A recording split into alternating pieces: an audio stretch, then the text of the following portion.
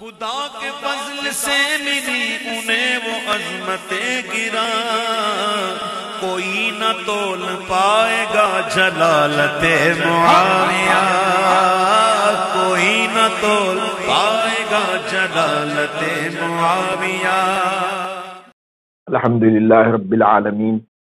والصلاة والسلام علی اشرف الانبیاء والمرسلین وعلی آلہ وصحبہ اجمعین ومن تبعہم بإحسان الی یوم الدین، اما بعد۔ صحابہ کا جیسے کہ ہم لوگ جانتے ہیں کہ ان کی جو فضیلت ہے وہ حضور پاک علیہ السلام کی صحبت کی وجہ سے ہے، کہ جس کو یہ نصیب ہو گئی بس جناب علی اس سے بڑا نہ کوئی اس سے بڑا نہ کوئی قطب ہو سکتا ہے، نہ ابدال ہو سکتا ہے، نہ ولی ہو سکتا ہے۔ صحابیت کا درجہ اتنا بڑا ہے کہ جس کسی کو وہ حضور کی صحبت نصیب ہو گئی اس سے بڑی کوئی چیز کائنات میں نہیں ہے، تو یہ بہت بڑی نعمت ہے۔ اور اللہ سبحانہ و تعالی نے صحابہ کے فضائل خود قرآن مجید میں بیان فرمائے، سمجھے نہیں، احادیث میں تو ہے ہی ہے، قرآن مجید میں اللہ سبحانہ و تعالی نے صحابہ کے فضائل بیان کیے، اور جتنے صحابہ ہیں ان سب کا احترام، چنانچہ حدیث شریف میں صاف ہے، اللہ فی اصحابی، اللہ سے ڈرو میرے صحابہ کے بارے میں، جس نے ان سے محبت کی تو گیا مجھ سے محبت، اور جس نے ان سے بغض رکھا مجھ سے بغض رکھا۔ اب حالیہ عرصے میں ہم دیکھ رہے ہیں کہ بعض لوگ حضرت امیر معاویہ رضی اللہ تعالیٰ عنہ کی صحابیت کے بارے میں اور ان کے بارے میں نازیبہ الفاظ سننے میں آ رہے ہیں، تو یہ جہالت پر مبنی ہے، ان کو علم نہیں ہے۔ ہمارے بزرگوں نے ان کی اصلاح کے لیے کتابیں لکھی ہے، چنانچہ حضرت بانی جامعہ نے حصہ ششم مکمل اسی موضوع پہ لکھا ہے، اور حضرت امیر معاویہ کی جانب سے دفاع کیا ہے، اور جو کچھ حضرت امیر معاویہ کے بارے میں اگر کچھ ہے تو بس یہی لکھا ہمارے بزرگوں نے، اور حضرت بانی نے بھی اور دیگر علماء نے بھی صاف لکھا کہ وہ اگر حضرت معاویہ سے کوئی خطا ہوئی ہے تو وہ خطا اجتہادی ہے، اور خطا اجتہادی پہ مجتہد کو ایک اجر ہے، اگر اس میں وہ صحیح بات اس نے کہی تو 2 اجر ہے، اور اگر خطا اجتہادی میں خطا بھی ہوئی تو 1 اجر ہے۔ تو اب یہ سارے واقعات جو بیان کیے جاتے ہیں یہ تاریخی ہے، اور تاریخ کے بارے میں کہا گیا ہے یحتمل الصدق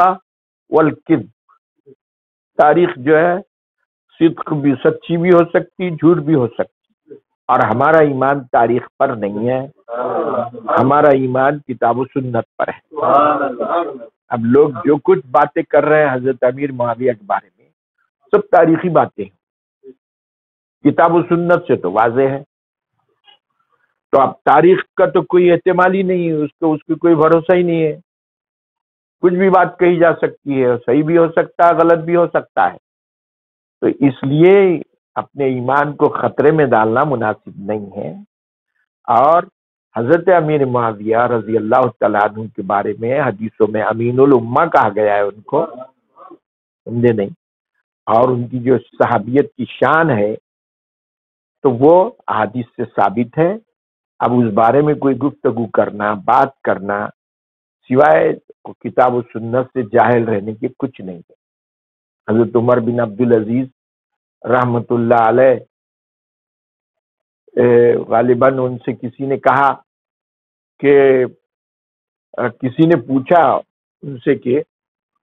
حضرت عمر بن عبدالعزیز افضل ہے یا حضرت معاویہ افضل ہے، کسی محفل میں ایسی بات ہوئی، مگر تو انہوں نے کہا کہ یہ مت کہو کہ عمر بن عبدالعزیز افضل ہیں، بلکہ یہ کہو کہ حضرت معاویہ رضی اللہ تعالیٰ عنہ جو حضور کے زمانے میں کسی غزوے میں گئے یا بعد کے زمانے میں گئے تو ان کے اونٹ کے ناک میں جو غبار ہے وہ عمر بن عبدالعزیز سے افضل ہے، سمجھے نا؟ تو ہمارے اسلاف نے الحمدللہ ہم کو جو ہے پوری مکمل رہنمائی کی ہماری، اور اس مسئلے پہ بھی وضاحت کے ساتھ اہل سنت کا عقیدہ صاف ستھرا ہے، اور الحمدللہ سارے اہل سنت اس پر متفق ہے کہ حضرت امیر معاویہ صحابی رسول تھے، بعض مت صحابی رسول تھے، اور وہ اہل ایمان تھے، صحابی رسول تھے۔ اب کچھ لوگ اگر بات کر رہے ہیں تو سوائے جہالت کے کچھ نہیں ہے۔ ان کے بھی جو بزرگان دین تھے انہوں نے بھی ایسی باتیں جہالت کی نہیں کہی۔ اللہ سبحانہ و تعالی ہم کو ہدایت دے اور ہم کو صحابہ سے ایمان اور وابستگی مزید اضافہ کرنے کی توفیق عطا فرمائے۔ صلی اللہ تعالی علیہ وسلم۔